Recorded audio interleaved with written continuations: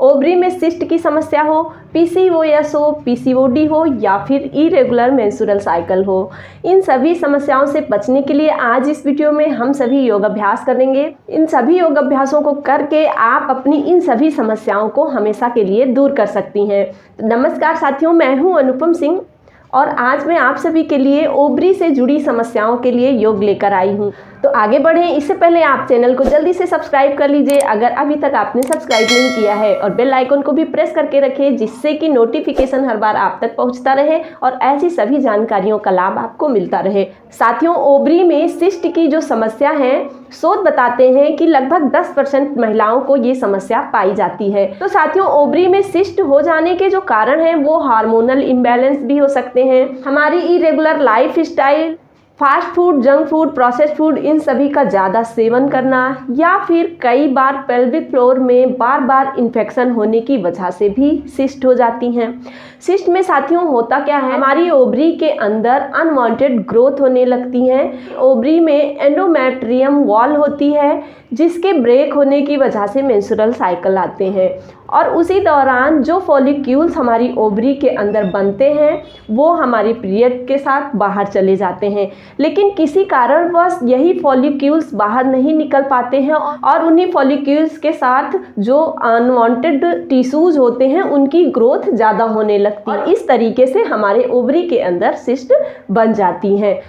खान पान का उचित ख्याल रख के, एक्सरसाइज करके, योग करके और अपने आप को स्ट्रेस और एंजाइटी से बचाकर सिस्ट की समस्या से बच सकते हैं। तो चलिए, इन सभी से बचने के लिए बहुत ही बेहतरीन तरीका है योग। तो चलिए शुरू करते हैं योग अभ्यास। तो सबसे पहले आज हम करेंगे कपालभाति क्रिया। कपालभाति क्रिया आपके सिस्ट को खत्म करने में बहुत ही हेल्प करेगा। जिनको भी सिस्ट बड़ी हो वो कपालभाति क्रिया को बहुत ही आराम से करेंगे। कपालभाति करने के लिए, जैसे कि हमने अपनी बहुत सारी वीडियोज में बताया है, अपनी पीठ को बिल्कुल सीधा करके बैठ जाएंगे, अपने दोनों हाथों को ज्ञान मुद्रा में इस तरीके से थाई पे रख लेंगे और अभ्यास शुरू करेंगे। जिनको सिस्ट है और दर्द भी होता है वो बहुत ही आराम से करेंगे।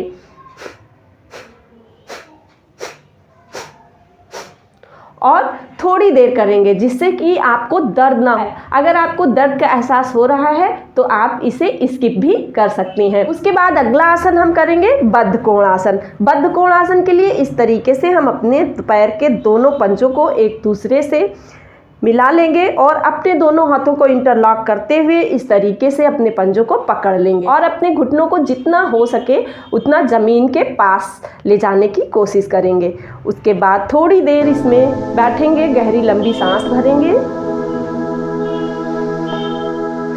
और फिर इसी को हम बटरफ्लाई आसन भी कहते हैं। तो बटरफ्लाई आसन के लिए इस तरीके से हम अपनी दोनों थाइस को मूव करेंगे। आप जितनी देर इसको आराम से कर सकें उतनी देर आप इसका अभ्यास करें। कम से कम आप इसका अभ्यास 20 से 25 बार जरूर करें। अब अगला आसन हम करेंगे सुप्त बद्ध कोणासन। उसके लिए हम इस तरीके से लेट जाएंगे और लेटने के बाद बद्ध कोण आसन की तरह, जिस तरह हम बटरफ्लाई आसन करते हैं, पैर के दोनों पंजों को जोड़कर और इस तरीके से हम अपने दोनों हाथों को अपनी नाभि चक्र के ऊपर रख लेंगे। इसमें जितनी देर आप आराम से रुक सकें रुकें। 1 से 2 मिनट के लिए यहाँ पर रुकेंगे और कोशिश करें कि जितना हो सके आपका घुटना फ्लोर की तरफ झुके। इसके बाद आप धीरे से वापस आ जाएं। इसके बाद अगला आसन हम करेंगे भरद्वाज आसन। भरद्वाज आसन के लिए इस तरीके से अपने एक पैर को मोड़कर थाई पर रख लेंगे और दूसरा पैर हम इस तरीके से मोड़कर पीछे की तरफ रख देंगे इस तरीके से, और फिर हम अपनी बॉडी को इस तरीके से ट्विस्ट करेंगे। अपने एक हाथ को यहाँ घुटने पर रख लेंगे और दूसरे हाथ को इस तरीके से पीछे की तरफ लेकर जाएंगे। जितना हो सके आप अपनी बॉडी को ट्विस्ट करें। जहाँ तक आप कर सकें आराम से वहाँ तक आप करें। धीरे धीरे अपने अभ्यास को आगे बढ़ाते जाएं। दूसरी तरफ भी इसी अभ्यास को दोहराएंगे। इस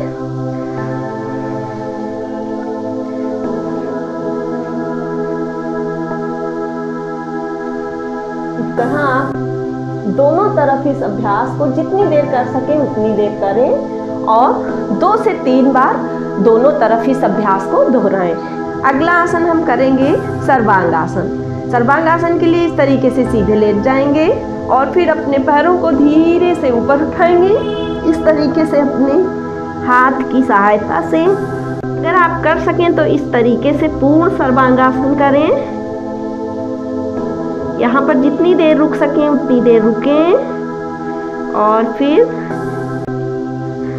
जो लोग पूर्ण सर्वांगासन नहीं कर सकते वो लोग अपने हाथ की सहायता से इस तरीके से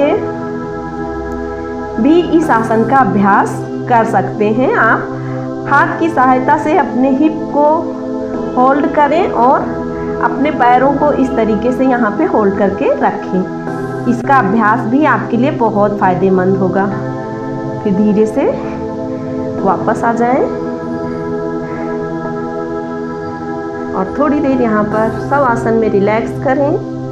उसके बाद धीरे से अपने घुटनों को मोड़ें और फिर सेतुबंध आसन का अभ्यास करें।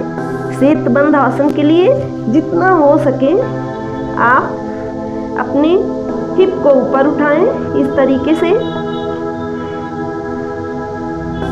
अपने हाथों की सहायता से कमर पे आप होल्ड करके रखें और इस तरीके से आप इसका अभ्यास करेंगे तो आपके पेल्विक फ्लोर पे अच्छा सा मसाज होगा और आपकी पेल्विक एरिया हेल्दी रहेगी और आपकी सिस्ट को रिमूव करने में आपकी हेल्प करेगी। धीरे से वापस आ जाएंगे।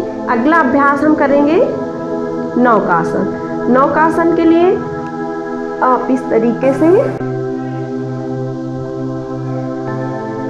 अपने पैरों को और अपने हाथ को इस तरीके से उठा के रखेंगे।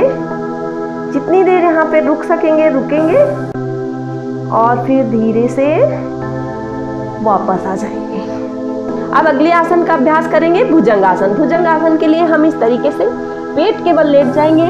पेट के बल लेटने के बाद अपने दोनों हाथों को इस तरीके से चेस्ट के पास रख लेंगे।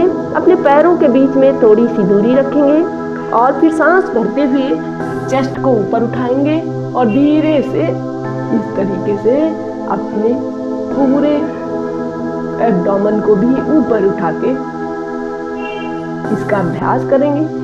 जितनी देर रुक सकेंगे रुकेंगे और धीरे से वापस आ जाएंगे। 3 से 5 बार आप भुजंग आसन का अभ्यास जरूर करें।